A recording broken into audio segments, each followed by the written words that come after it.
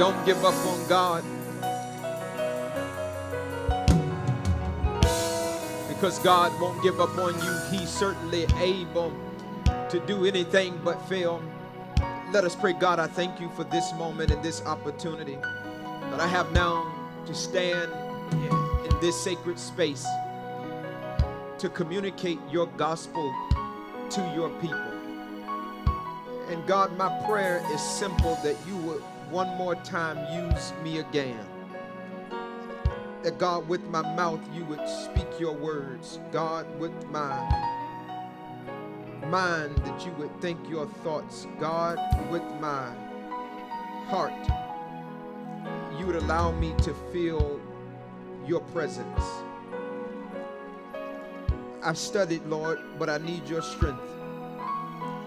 I'm prepared, but I can't preach without your power. So now, God, I ask that you would strengthen me and that you would stand up in me. And the things, God, that we've shared in private all week and all weekend long, I pray now that you would give me the ability to communicate them publicly to your people. Give me clarity of thought and concision of speech. And this is my truth, that no matter what happens in this space, no one will get the glory, the honor, and the praise but you. Would you touch each listener? Would you bless them? But more importantly, God, we ask that you would bless not just the listeners of your word, but the doers of your word. We are thankful, we are grateful, and we love you. Help me to preach the gospel of Jesus Christ. In Jesus' name I pray. And the blessed people of God say amen. If you know that you serve an able God, come on one more time, throw some hearts and some lights on that screen. If you know that you serve an able God, just type, he's able to do exceedingly. I don't know what you're standing in need of, but he's able. Don't know what you need him to do, but he is able. Don't know what you're struggling with, but God is able, and he can do all things but fail. I'm excited about teaching this piece today. Journey with me, if you will, to the book of Philippians, chapter 3, verse 13. Chapter 3, verse 13 from the book of Philippians. And of course, it's on your screen for your benefit. But I pray that you brought your Bible with you even to Cyber Sanctuary.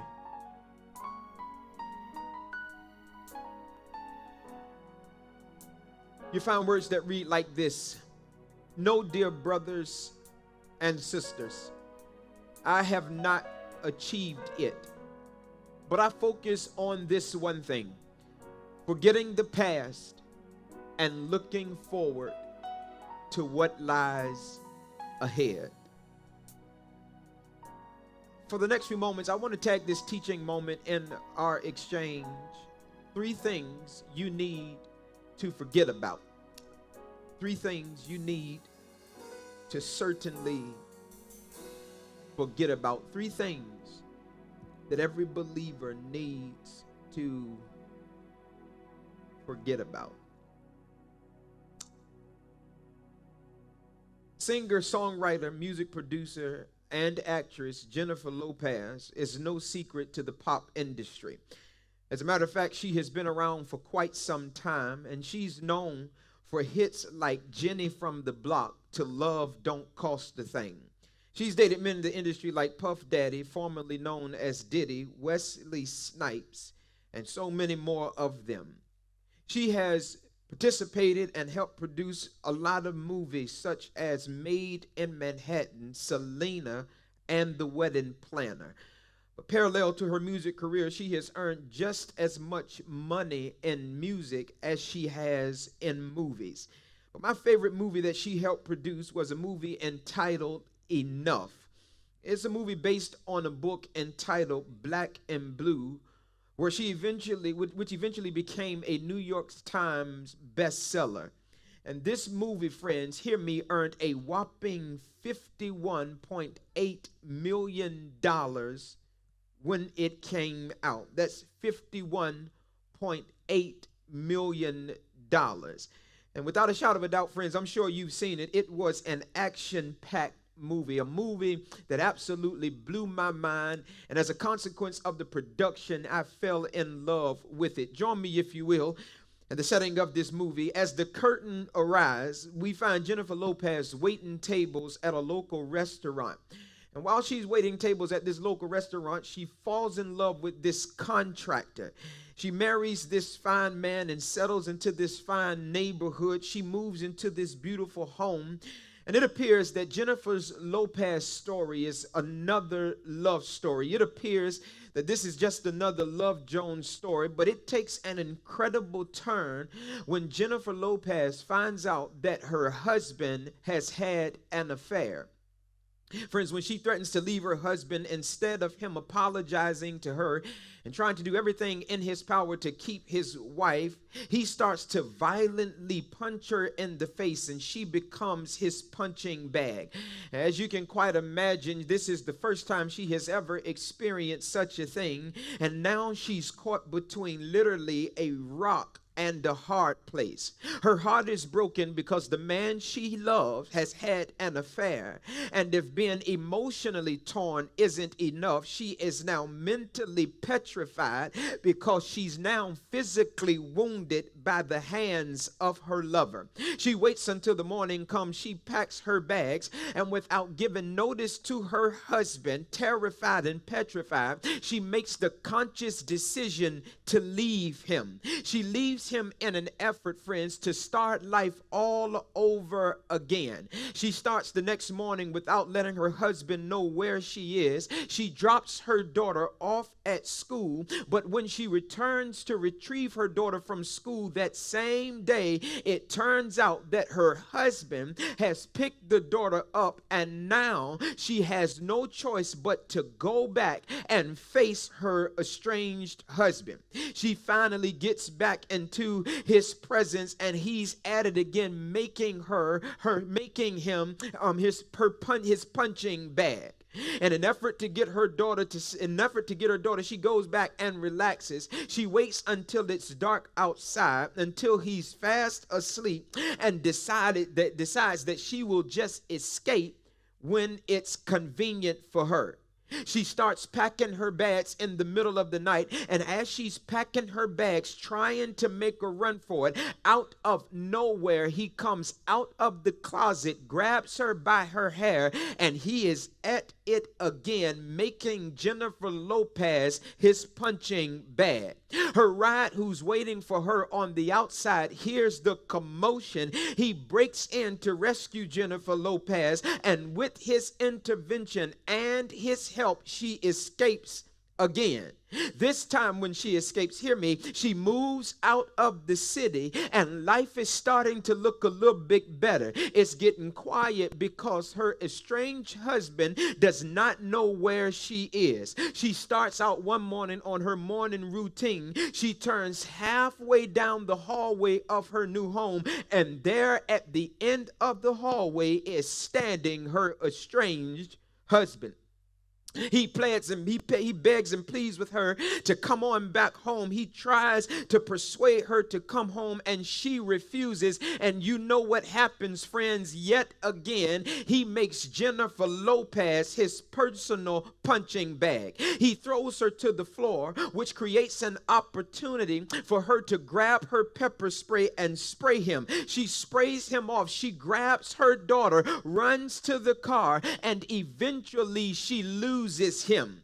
Desperately to find a way to escape, she goes to the state law enforcement officers, and she tells them exactly what she is experiencing, but to her knowledge, she doesn't know the knowledge, and she does not know that although she's trying to escape this man, there is a state law that suggests because this is her husband, there's nothing that the police can do for her. She tried to escape by herself with no one knowing, and then when she turns to the police, she finds out that she still cannot be saved from this man. So desperate to start over, desperate to get away from this man, she decides to leave the city. She sends her daughter to Hawaii to live with a friend, and then she returns to San Francisco, where it all begins. She finds herself in a self-defense class to help fight her enemy off, and at the right time, she decides that she has no choice but to break into this man's home and to hurt him in an effort to keep him from killing her. She breaks into the house. She hides all of his guns. She studies the house so she knows when and how to move. She awaits for him to get off of work, and when he walks in the door, the fight is on. They fight and they tussle. They are going at it, and she finally overcomes him. She gets him flat on his back. She stands over him with a cinder block in her hand, and she almost throws it down on him, but then she catches herself. She puts the cinder block down. She gets her cell phone, calls her friend, and tells her friend exactly what's happened. And she tells her friends in so many words, I can't do this. I can't stomach the fact of killing this man. And while she's on the phone trying to make sense of what she's going through, while she has spared this man's life, out of nowhere, here he comes again from behind her. And you know what happened? He is at it again, making Jennifer Lopez his personal punching bag. Friends, this is where it all goes downhill, because she tried to save him, and after she tried to save him, he comes from behind her and decides that he's going to kill her. Did you get what I just said? She could have killed him, but she decided to spare him, and after sparing him, he decides that he's going to move forward with harming her. The scene goes black, and after they fight and tussle some more, Jennifer Lopez overcomes him again, and this time it's not him who's messed up. Jennifer Lopez finally has him leaning over the balcony. He's leaning over the balcony, and Jennifer Lopez, with everything that's what's on the inside of her, she finally takes it upon herself to push this man across the balcony. And it is there, friends, where sad music begins to play as this man falls to his death. She kills him. The police start to arrive, and as the camera looks down on this man who once tried to kill Jennifer Lopez, I start to feel sorry for him, because at this particular scene, he's laying there lifeless and looking pitiful. I start to feel sorry for him, but then again, I start to replay, friends, in my mind all that Jennifer Lopez had went through. This man did everything in his power to kill her. He emotionally, mentally, and physically abused her. When she was weak, he preyed on her, and even after she could have killed him, she gave him a second chance, and then again he took advantage of him. And so as a consequence, it landed him on the valleys, or through the valleys of the shadows of death. She let this man get away with cheating on her. She tried to escape his brutal physical abuse, and when she could have killed him, she decided to spare him. And when she spared him, he decided that he would come back and try to kill her. And I think the very first thing that this movie teaches us, friends, is that if you don't kill your problems will certainly kill you. Did you hear what I just submitted to you today? This movie showed us that if you don't take it amongst yourself to kill your problems will certainly kill you. Here she is trying to escape her past and is almost murdered because she has let her problems get too close to her. The second thing I think this movie teaches us is that starting over is not easy. And the reason why starting over is not easy is because when you start over, you've got to say goodbye to some people, some places, and some things that have made you comfortable. But hear me when I tell you that if you never say goodbye to the people, the places, and the things that have made you comfortable, you will never become who God has intended for you to become, and you will never go as far as God has ordained for you to go. In order to live a life that's pleasing unto God, and in order to live a healthy life, you've got to say goodbye to some people, some places, and some things. And friends, this is exactly what I believe drags us to Philippians 3 and 13. Jennifer Lopez gets rid of her problems by killing her husband. But Paul says the children of God should do it like this: forget the things which are behind us, the problem, the pain, the agony, the frustration, and the difficulty. And he says we should press towards the mark of the high calling of Jesus Christ, everything that is in front of us. And if you give me just about 20 more minutes of your time, friends, I want to lay out for you by using Jennifer Lopez's story and the Apostle Paul's letters, 3 things that I believe every believer needs to simply forget about. I want you to grab your ink pens, grab your notebook, because I want you to put these in your memory bank so that you're able to live a healthy life. 3 things that every believer certainly needs to forget about. Number 1, the first thing that every believer needs to forget about is our past failures. The one thing that we all have in common is that we have all failed at something.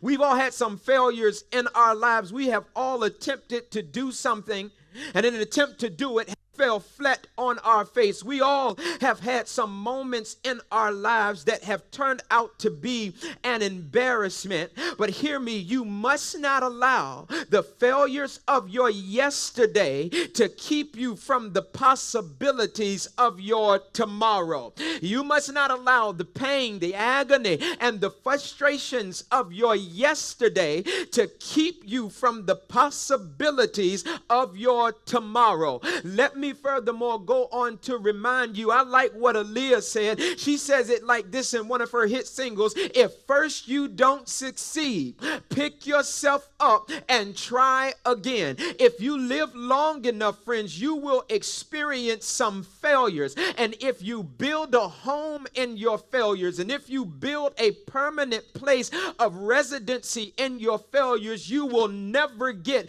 to where God has ordained for you to be. If you get comfortable and allow what you have experienced by way of failures to get the best of you, you will never see all of the great things that God has for you in your future.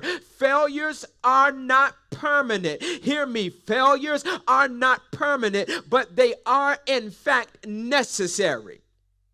Failure is not permanent, but it is certainly necessary. Failures prepare us for what we have been waiting on in our future. Let me suggest to you that some of the greatest lawyers in the world has failed the bar exam more than once. Pharmacists who have gone on to find cure for big diseases, hear me, has failed the PCAT more than once. Hear me, real estate agents who have sold millions of dollars in property, hear me, has failed the real estate exam more than once. But they have made it up in their mind that they refuse to allow the temporary failure to determine the possibility of their tomorrow. All I'm trying to argue to you today is that you should not allow your past failures to dictate where you're going on your tomorrow. Hear me when I tell you, friends, whatever you do, don't build a home in your failures, because if you build a home in your failures, you'll never move out and get the mansion of possibility that God has for you on the other side of that door. You don't know him personally, but his name is Tyler Perry, who also, depending on the show, name is Medea. And we know that he's rich and famous now. And we know that he'll go into a grocery store and buy everybody's groceries. We know now that he can eat wherever he wants to eat, and he can drive whatever it is that he wants to drive. But what you probably have forgotten was before he became successful, he used to sleep in his car. He battled homelessness, produced shows that failed, wrote plays that went absolutely nowhere, rented out theaters hoping to have people show up, only to have 20 people sitting in the audience when the show started. But now he is worth, hear this, $600 million. He can live where he wants to live, drive what he wants to drive, eat where he wants to eat. Why? Because instead of building a home in the confines of his failures, he decided to take a licking and keep on ticking. Her name is Oprah Winfrey, and she is the owner of OWN Studios. And before she purchased that $49 million jet, she was fired from a TV station. She failed at pursuing a career in the corporate world. She failed at working for other people. But today, hear me, she is worth 2.6, not million, but $1 billion. Why? Because she did not build a home in the confines of her failure, but she decided to take a licking and keep on ticking. His name is Steve Harvey, and before he was the host of the Steve Harvey Morning Show, before he purchased a $15 million mansion, before he bought his daughter Lori Harvey a $350,000 Lamborghini, before he was paid $14.5 million to host the show, he was broke, and he was so broke that he couldn't afford to pay attention. He was broke, and he had to eat out of the garbage can. He had to fish in other people's pond in order to eat. But friends, when you look at Steve Harvey now, he has no problem telling you that he is rich and he can eat where he wants to eat, live where he desires to live. He can go to his garage and he can pick, choose, and refuse the kind of car that he wants to drive for the day. Why? Because he has not built a home in the confines of his failures, but he has learned how to take a licking and keep on ticking. Hear me when I tell you that failure is not permanent, but it is in fact necessary. And if you're going to get what God would want you to have, and if you're going to go where God would have you to go, you have got to learn how to take a licking and keep on ticking. This is the Johnathan Foster quote for you today. Your failures don't determine who you are. It's what you do after you have failed that determines who you are. Did you hear what I just told you? Your failures don't determine who you are. It's what you do after you have failed that determines who you are. Don't allow the failures in your life to keep you imprisoned, because failure is not the end of your story. I want to say it one more time for somebody who feels like you failed at marriage, and failed in school, and failed at business adventures, failed in business endeavors. Hear me, failure is not the end of your story, and God has great things in store for you if you can get over your yesterday. The second thing that every believer must certainly forget about is past success. God has in fact blessed many of us to do great things. But hear me, it is a travesty when you get so caught up into what you've done that you forget what you can do. I know that you've experienced some great moments in your life. I know that God has blessed you exceedingly abundantly above all you could ever think, dream, or imagine. But hear me, just like failure is not the end of your story, the success that you are experiencing right now is not the end of your story. And if you build a home in the confines of your success, you will never walk out of the door and get what God God has for you. Listen, it's good to celebrate the fact that you got a degree. It's good to celebrate the fact that you bought a home. It's good to celebrate the fact that you saved some money. But hear me when I tell you, that's not the end of your story neither. You've done great things, but God has even greater things for you to do. I want to say it again so you hear exactly what I told you. You have done great things, but God has greater things for you to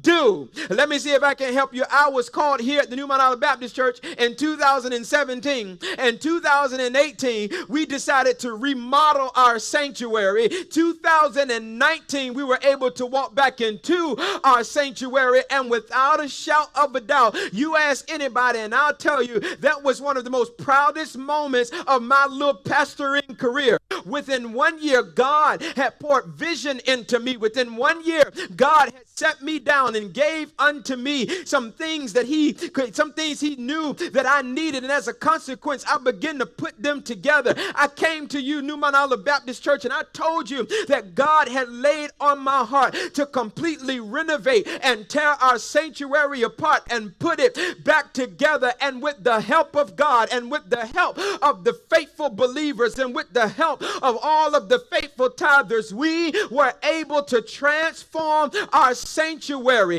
The sanctuary that I walked into was built in 1921. In years' time, 7 months, God gave us a vision to tear it inside up and turn it upside down, and we were able to get it done. I am so excited and I'm so proud of what we have created. I shared just a few months ago that had we not renovated the sanctuary, we would not be able to do ministry like we do it today. Because if you know anything about our old sanctuary, we had no TVs, we didn't have cameras, we didn't have a good sound system, we didn't have all that we needed to make sure that we could have an online presence. But hear me, God spoke to me. I challenged you. We came together and we remodeled our sanctuary. And friends, let me tell you, I'm proud of this place, as I know that you are. I love what God has done. But hear me, as proud as I am of what we've done, I understand that I cannot make that moment out of a monument in the history of our church. It's a great moment. It was a happy moment. But hear me, if we build a house in the confines of a sanctuary that we have remodeled, we'll never be able to push past this. And as a consequence, we'll never build our daycare facility, and we'll never put our campus in the backyard. We have got to get beyond what we've done, because yes, this is a great place to be. And yes, we've done great things, but God has so much greater for us to experience. I am excited and I'm grateful for what he's done, but listen to me. We cannot allow this moment to become a monument, because what God has for us, the eyes ain't seen it yet. The ears ain't heard it yet, and it hasn't entered into the hearts of us what God is going to do through us if we learn how to celebrate what he's done, but not build a monument on what he's done. In other words, what I'm trying to argue today is that whatever God has allowed you to achieve in your life, and whatever God has allowed you to succeed at in life, celebrate it and move on, because while it is great, God has greater in store for you. I want to talk to some business owner today. I know God has blessed you to open up a business, but hear me, don't just open up one, go find something else to open. I want to talk to somebody who said, Pastor Foster, I'm in a good season of my life. I'm saving some money. Listen, don't just save a little bit of money, save a whole lot of money. Let me talk to somebody who done saved $3,000, baby. Don't just save $3,000, save until you get $10,000. And after you get $10,000, save some more. Don't just buy a house, but buy that house, pay it off, and then buy another one and rent that one out. Don't get stuck in where you are, because God has greater things in store for you if you can celebrate where you are and then move on to the great things that God has in store for you. God's got great things in store for you, But you got to let go and forget first your past failures. Number two, forget about your past success. And I saved this one for last. Number three, get rid of and forget about your past pain. Without a shadow of a doubt, just like we all have failures, just like we all have success, every last one of us under the sound of my voice today has experienced some bad or some sad pain. The divorce, the marriage that didn't work, the relationship that didn't work out, the job that you got fired on, how they raped you and how they molested you, how they left you for dead, how they talked about you. All of us have some pain. The fact that mama wasn't there to see you grow older, and the fact that daddy left and did not raise the family. It's one thing that we all have in common, is that we all have experienced some past pain. But hear me when I tell you that in order to get what God would have you to have, you've got to forget that pain. Because pain is a sneaky rascal, and it'll meddle around and it'll stay with you forever. And when you get married again, you'll be bringing that same pain into a new marriage. If you don't learn how to shake off what happened in that last relationship, God will bless you with somebody else, and you'll bring that same pain into your new relationship, and then that relationship will fail. If you don't shake off the pain that your daddy was never there for you, you will raise children and you will take it out on your children. Don't let what you experienced yesterday to have a ride in your car on today, but you've got to forget about what you have been through in an effort to get what God would have for you. Hear me when I tell you, friends, that pain is a one size that fits all, but it's not, hear me, it's what you do with your pain that determines if your pain helps you or hinders you. Pain can do one or two things to you. One or two things. It can help you or it can hinder you. It can motivate you or it can make you lazy. It can push you or it can give you every reason why you should remain stagnant. Pain, what you do with it determines what comes from it. It can help you or it can hinder you. Let me see if I can help you, friends. If I take this brick, there are a few things that I can do with this brick. I could take this brick, and if I'm nasty, I could be like Jasmine Sullivan and bust the windows out of my friend's car. If I feel like it, I could take this brick and bust that joker who I can't stand upside the head.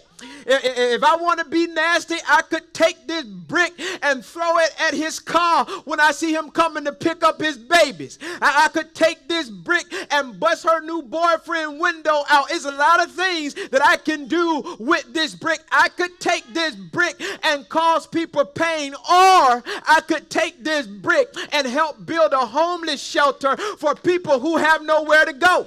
I could take this brick and build a home for a family who's homeless. I could take this brick and help build a family life center where people might be able to come and grow and become better. I could take this brick and help build a bank or build a school that could help educate people who are uninformed and miseducated. There are a lot of things that I could do with this brick, but what I do with the brick determines what comes from the brick. It can help somebody or it can hinder somebody. Likewise, your pain, it can hurt you or it can help you. My suggestion to you is that you take the bricks of your past, and instead of hurting people and instead of busting windows out of cars, you take what you have gone through and build a big monument of faith, so that when people see you, they don't see what you've been through, they see what God has done through you. Don't let your pain hinder you. Let your pain help you. Friends, this is a Chris $100 bill. It's a Benjamin Franklin. And there are a lot of things I could do with this Benjamin Franklin. I could take this Benjamin Franklin and think about all I've been through and decide to go find me some weed to smoke. I wish I had a witness around here. It done got quiet in this sanctuary. You could take this Benjamin Franklin and you could think about what she did to you, man, and you can go buy you some Hennessy, buy you some vodka and some Patron. You could go buy you some drugs and some pills and drink and smoke yourself to death. I could take this money and go on OnlyFans and buy me a fan page. I'm being too real for y'all in here today. I could take this money and go to the strip club. I could take this money and go participate in prostitution. Or I could take this money and give it to a homeless man who has nothing to eat. I could take this same $100 and give to a family who don't know how they're going to pay for their light bill or their grocery bill. Hear me when I tell you that this is only a piece of paper, and it's what you do with it that determines what comes from it. You can use this money to help somebody, or you can use this money to hurt somebody. But what you do with it determines what will come from it. In my closing, friends, in my closing, I just want to remind you that what's in front of you is so much greater than what's behind you. You got to take those past failures and you literally got to say, I've been there, done that. I ain't going to do that no more. You've got to look at the things that caused you to fail and do what Tyler Perry and Oprah Winfrey and everybody else did. You got to learn how to take a licking and keep on ticking. Don't get caught up in the pain of your yesterday, because pain is necessary in order to grow you. I know you've done great things. I get it. God has allowed you to buy a home, and God has allowed you to graduate from a school. God has allowed you to save some money. But that's not all that God has in store for you. God has so much greater things in store for you. But you got to learn how to celebrate what you've done and move on. I'll say it again, I'm thankful for what God has done at the New Mount Olive Baptist Church. He's blessed for 118 years. We celebrate our history, but we march forward toward our destiny. And I don't know who I'm talking to today. I'm going to my seat, but let me just tell you, what's in front of you is so much greater than what's behind you. Let me ask you this. Have you ever tried to ride a bicycle backwards? Have you ever tried to get in your car and drive to your destination backwards? Backwards, hear me, friends, don't work. I saw a quote on Facebook not long ago, and it said, there's a reason why your windshield is bigger than your rearview mirror. It was the whole idea of where you're going is so much greater than what's behind you. But you got to have the courage and the faith to do like Paul did. He says, I forget those things that are behind me, and I mark of the high calling of the things that are in front of me. I want to talk to somebody who's been in a divorce and you lost a relationship. Young lady, listen, I know he was fine. I know he had good clothes. I know that he smelled good. I know you enjoyed him. But let me tell you, the husband that God has for you can't compare to the buzzard that left you. I know, man, she was ready. I know she was fine. I know she had a Coke bottle shape. I know that her hair was pretty and that she knew what to say and what to do. But the wife that God has for you cannot compare to the young lady that ain't sleeping with you no more. I know that you enjoyed yourself on that job. I know that you met some nice people, but where God is taking you cannot compare to what is behind you. You got to learn how to take a licking and keep on ticking. Paul says in so many words, I forget those things that are behind me, and I press towards the mark of the high calling of what's in front of me. Paul says it like this: I've been there, I've done that, and I ain't gonna do that no more. And that's what your testimony ought to be from now on. I've been there, I've done that, and I ain't gonna do it no more. On my way to my seat, an old hymn writer was an incredible businessman and a wealthy attorney. In the Chicago fire of 1871, this businessman, this attorney lost all of his fortune. A fire came through and burnt up all he had owned. And as a consequence, after spending some weeks trying to make sense of what he had been going through, he decided that he would take his family on a vacation because it was well needed. He decided that it was a good idea to just get away from Chicago and go somewhere and rest. His business had been tipped upside down. And so he told his family, listen, we're going on vacation, but there are a few things I've got to do here at the office. I'm going to send you guys ahead. And as I send you ahead, I want you to know that I'll meet you over there in the morning or in a few days. He put his wife and his 4 daughters on this ship headed towards England. And while they are on this ship, his life is turned upside down again because the ship gets into a bad accident and it kills 200 people plus his wife and his 4 daughters. He gets the message back at home, and as you can quite imagine, he's depressed again, he's hurting again, he's tormented again, he's broken again. But somewhere in between burying his daughters and his family and having to deal with his reality, a peace came upon him. And out of that pain, these are the words that he wrote.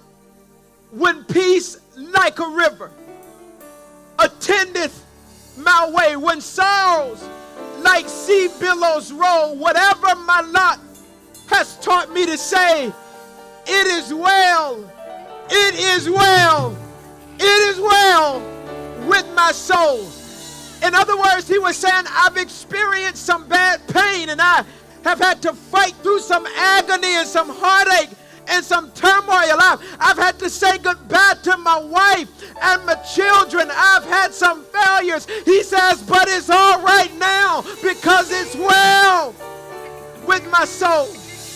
He says in so many words, it's all right. It hurts, but it's all right. It don't feel good, but it's all right. They lied on me, but it's all right. They bruised me, but it's all right. I know mama wasn't there, but it's all right. I know daddy didn't rise up and take care of you the way that he should have taken care of you, but it's all right.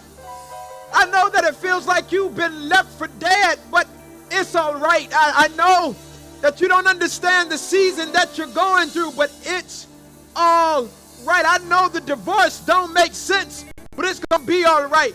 Whatever my lot has taught me to say, it is well with my soul. You can overcome where you've been. You can overcome what you've been through if you learn how to forget your past, forget your past success, and forget your past pain. And I know you can do it. And this is why I know you can do it. Because there was another man who had great pain, great agony, great difficulty, and great defeat. But he was able to kick the bottom out of death because of the power that rested on the inside of him. Tell me, Kenny, that 2,020 years ago, born of a Virgin Mary, came down through 42 generations. They tell me that they marched him up an old hill called Calvary. And it was on that hill where they put nails in his hands. They tell me that it was on that hill where they stuck a spear in his side. They hung him high. God help me in here. They stretched him wide. They put a crown of thorns upon his head, and in the locks of his shoulders he hung his head and he died. But hear me, friends, that's not how the story ends. Because I heard the old preacher say that 3 days later on an early Sunday morning, he got up with all power in the palm of his hands. Paul says, I forget those things that are behind me, and I press towards the mark of the high calling of Jesus Christ. Been there, done that, ain't gonna do that no more. I'm done.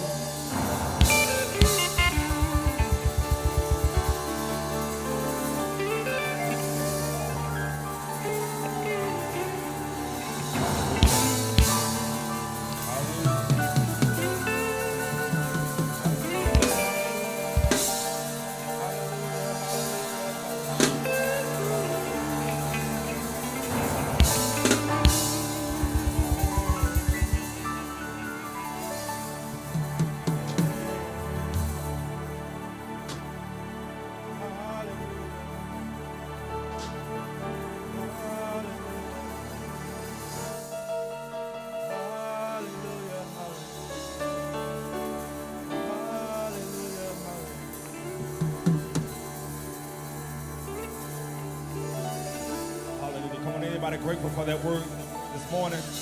Come on, anybody thankful for the reminder? Amen, that we don't have to live in our past. So we ask that the Holy Spirit will come. We ask that the Holy Spirit will come and guide us, give us direction. God, lead us into the place that God has called us to be.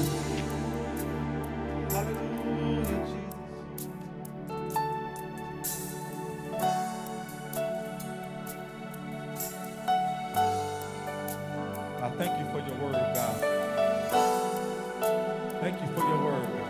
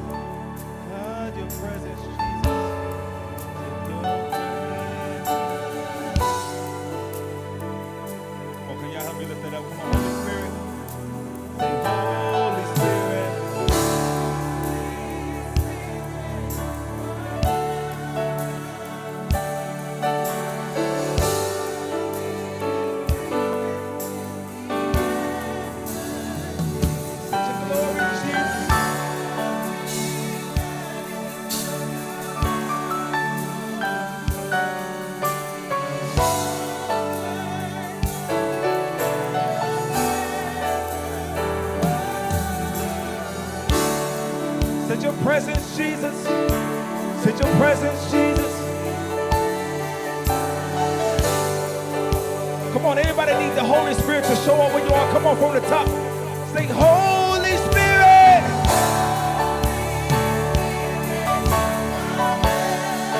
We invite you in, Jesus. Come on.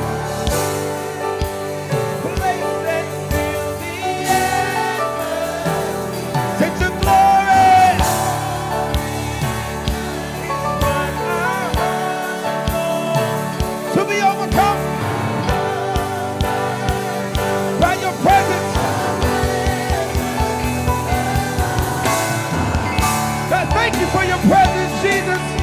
Such a presence, Jesus.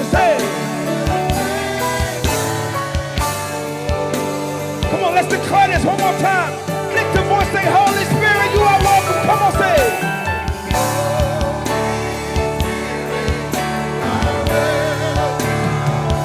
Come flood this place. Come we call on your glory, yeah.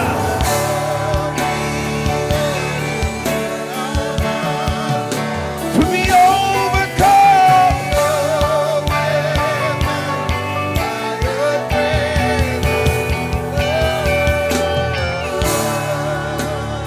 Your presence, come on, sing it out. Your presence, come on, say. Your presence.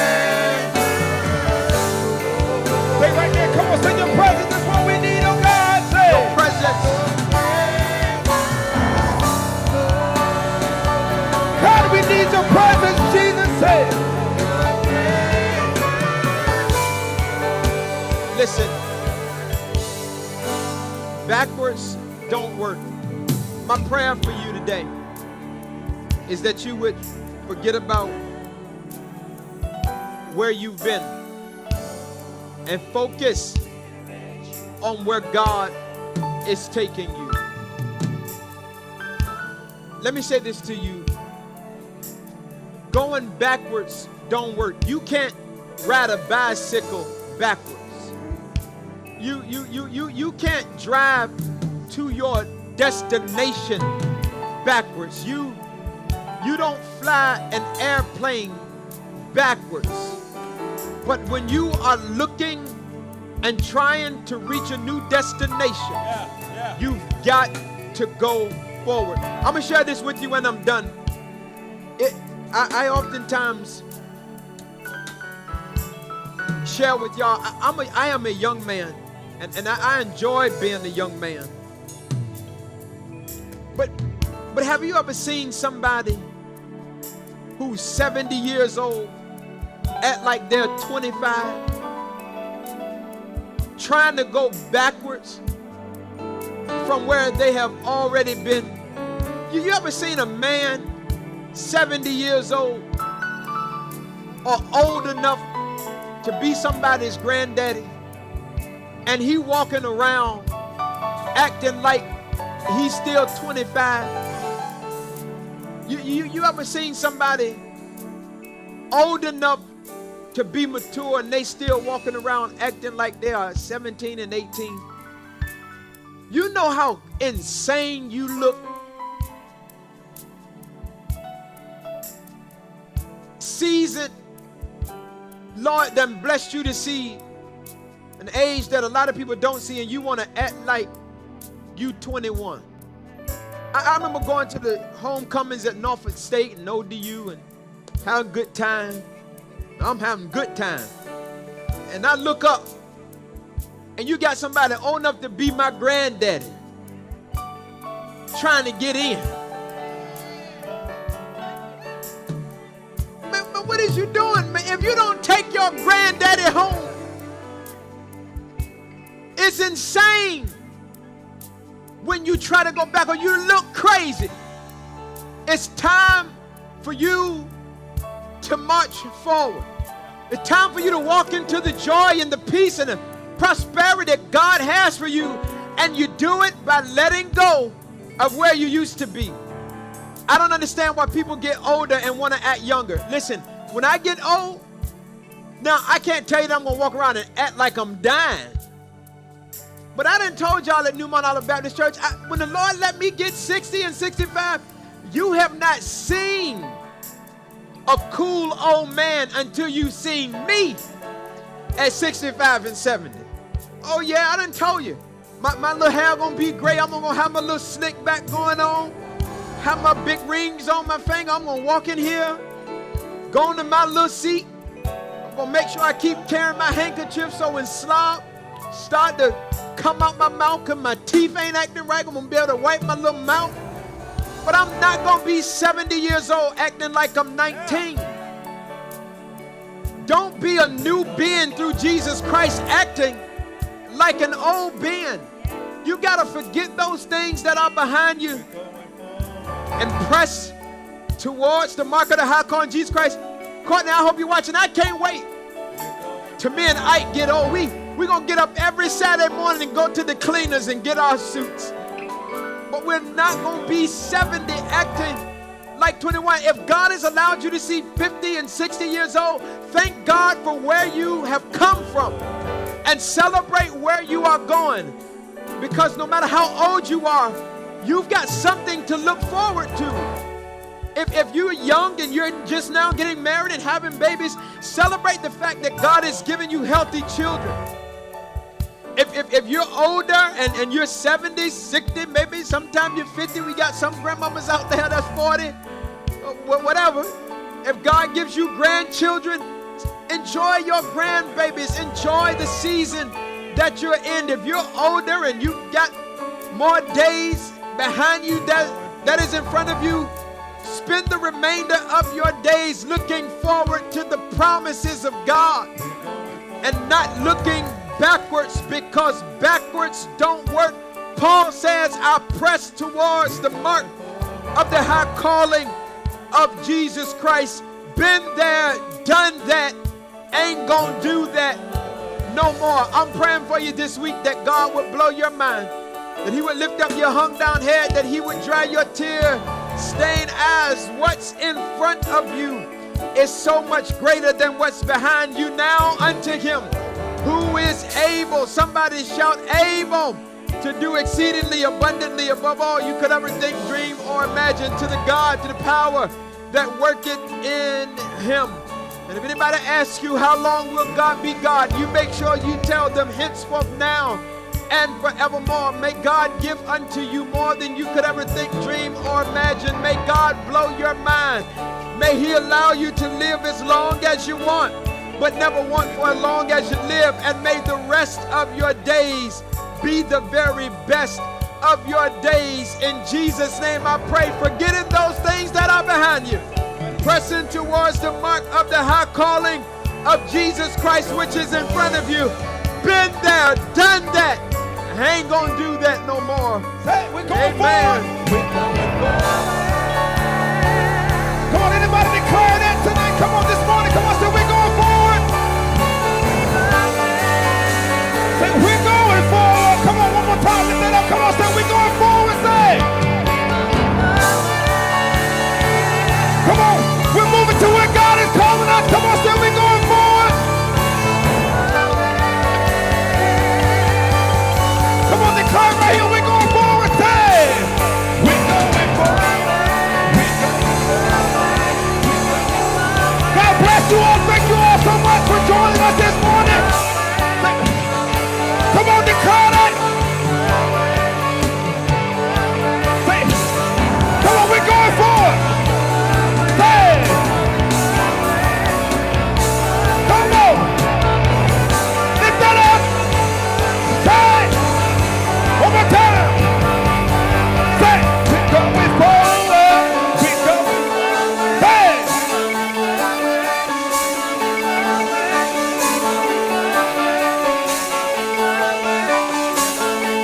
We're going forward. Right here, say, we're going forward. Yeah. One more time. Say.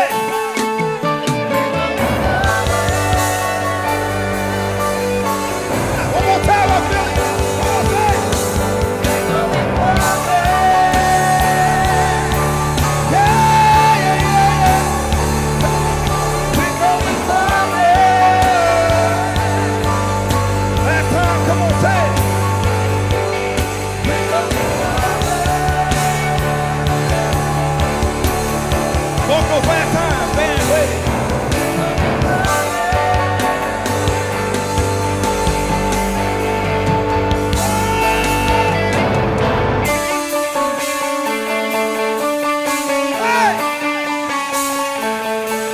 God, you're calling us forward.